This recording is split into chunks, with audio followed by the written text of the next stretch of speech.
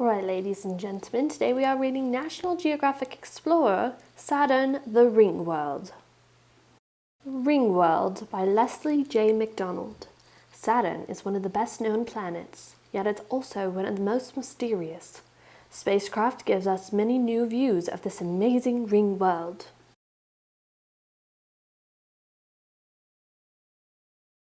Have you ever wondered what it would be like to soar through Saturn's rings?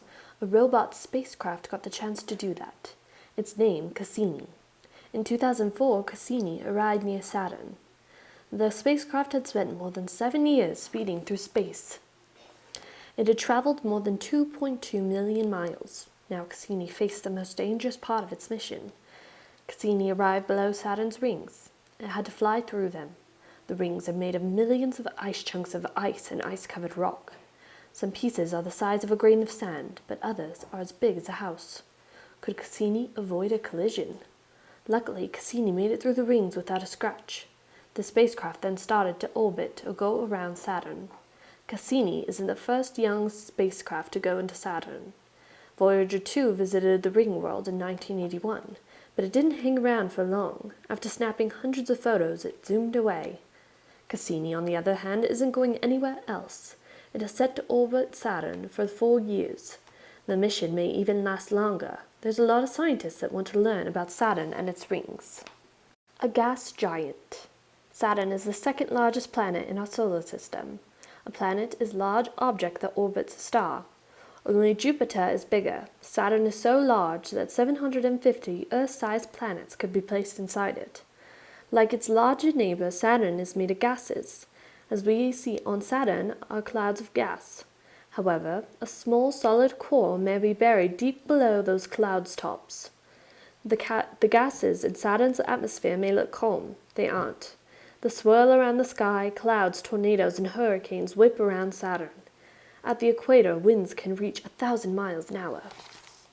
Lord of the Rings. Saturn is best known for its beautiful rings. It is not the only planet that has rings. 3 other planets, Jupiter, Uranus, and Neptune, also have rings. However, these rings are much thinner and harder to spot. From far away, Saturn's rings almost look like a perfect single perfect bracelet. But up close, things are much different. The planet actually has about 1,000 different rings. Some of them are even braided together. Tiny moonlets orbit alongside some of the rings. Their gravity may help them keep the rings together. Without the moonlets, particles that make up the rings might float away.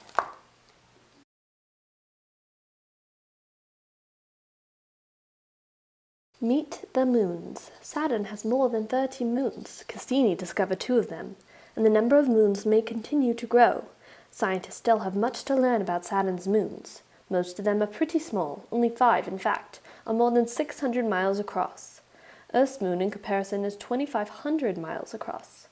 Cassini has given us a clear picture of pictures of Saturn's moons. What are the moons like? Enceladus is one of the shiniest objects in our solar system. Its icy surface reflects a lot of the light from the sun. Mimas has a huge crater. It's 80 miles wide and 6 miles deep. The crater covers nearly 1/3 of the moon's surface. Tethys has long, deep trenches. It also has tiny moonlets. Imagine a moon with moons. Moon of Mystery. The second most amazing moon is Titan. It is the second largest moon in our solar system, and it may be the most fantastic. A thick atmosphere covers Titan. The air is mostly nitrogen gas. Some scientists think that life may exist on Titan's surface. To find out, Cassini is giving a moon extra special attention. The spacecraft looked closely at Titan. Cassini gave us our first glimpse of the moon's surface. Cassini saw dark streaks over the part of the giant moon. What caused them? The answer may be blowing in the wind. Perhaps strong winds move material across the surface. Cassini also saw large, dark blotches on Titan. There may be lakes. If so, they're not full of water. Titan is too cold for liquid water. Instead, the lake may be filled with liquid methane. On Earth, methane is normally a gas. The mission continues. Scientists still want to learn more about Titan. These pictures that Cassini snapped do not show many details. One lake looks like a large cat head, the other features look like light or dark. Scientists wanted a closer look at the surface. That's why Cassini brought a tiny spacecraft to Saturn. It is named Huygens. The ship was made to land on Titan. After a bumpy ride, Huygens reached the surface of Titan. Then it began gathering information, lots of it. The spacecraft studied both the surface of the atmosphere, found many rivers on the moon's surface. Cassini has just begun its great adventure. We don't know what other amazing discoveries it will make. Perhaps one day people will follow the spacecraft to Saturn. We can only imagine the sights they'll see.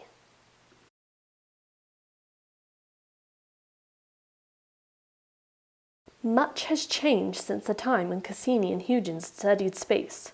Today we have tools that let us study planets and stars in ways these scientists could have never imagined. Not only do we have powerful telescopes on Earth, we also have telescopes scooting around in space. We even have a spacecraft with cameras that send us pictures of worlds beyond Earth. Tools like these let us see space like never before. Each gives us new information about our universe. Views from Earth. The telescopes we use on Earth come in all sizes. Small telescopes let people study planets and stars from their own backyards.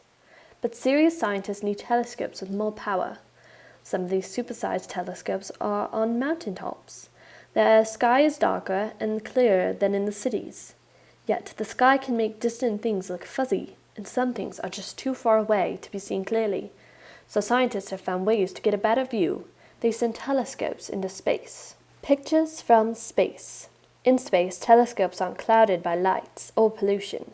The view is crystal clear. Today, our best views of space come from the spacecraft, loaded with telescopes and cameras. They show details that cannot be seen with even the largest telescopes on Earth. Some of these telescopes orbit Earth, others travel away from Earth and deep into space. They send pictures back from places where people cannot go. The spacecraft lets us explore planets, moons, and stars in new ways. Future views. The telescopes we use today change the way we understand space. In fact, a new spacecraft may help us learn more about a distant dwarf planet called Pluto.